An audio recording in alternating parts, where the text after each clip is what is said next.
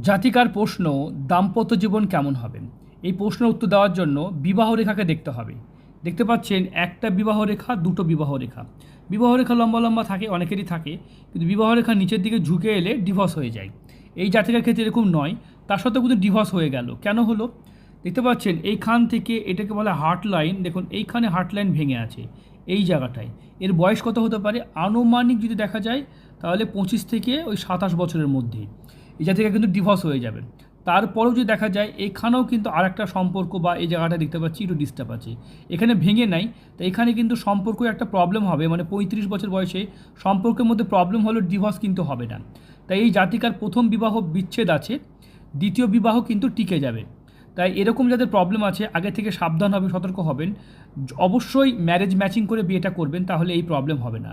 আর চ্যানেলটা সাবস্ক্রাইব করছেন তার জন্য অসংখ্য ধন্যবাদ। ভালো থাকবেন, সুস্থ থাকবেন।